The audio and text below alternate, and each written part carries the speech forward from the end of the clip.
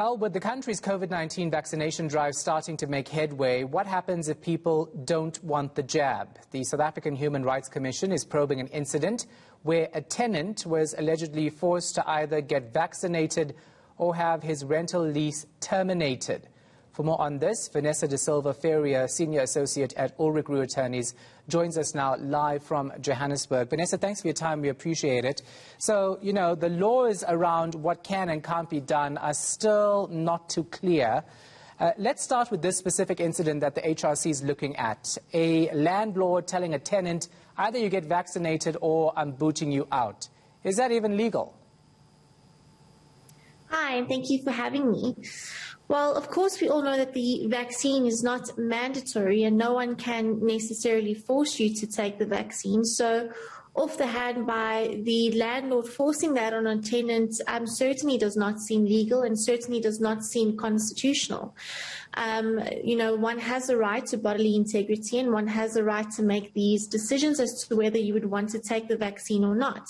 So off the hand, by enforcing that on a tenant specifically is something which seems to be unconstitutional and not legal. It's different from a position where it was, if it was an employer enforcing something like that on an employee.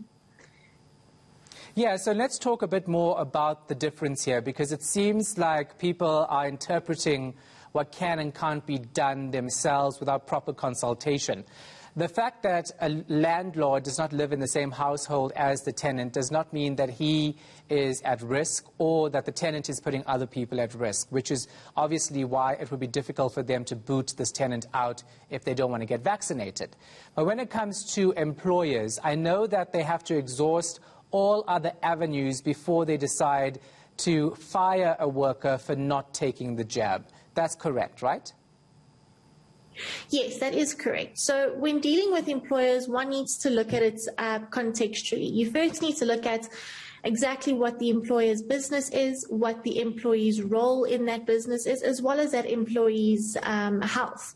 The difference there is that an employer has a legal obligation and a duty to ensure a safe and healthy workplace for its employees, as well as members of the public who are coming or who are encountering those employees. So there's an active legal obligation on an employee to do something to ensure, if he can, that employees are vaccinated, especially in circumstances where those employees might come into contact with various members of the public and might pose a risk in transmitting the disease.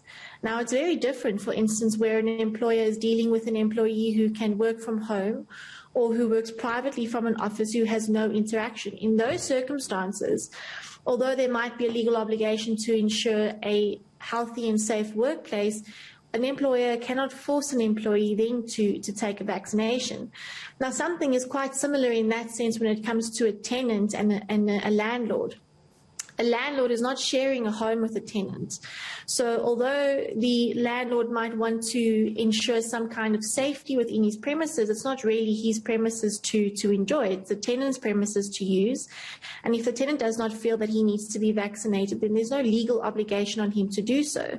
It is, however, different if that tenant is sharing premises with a number of other tenants who perhaps are vaccinated or who require to be vaccinated.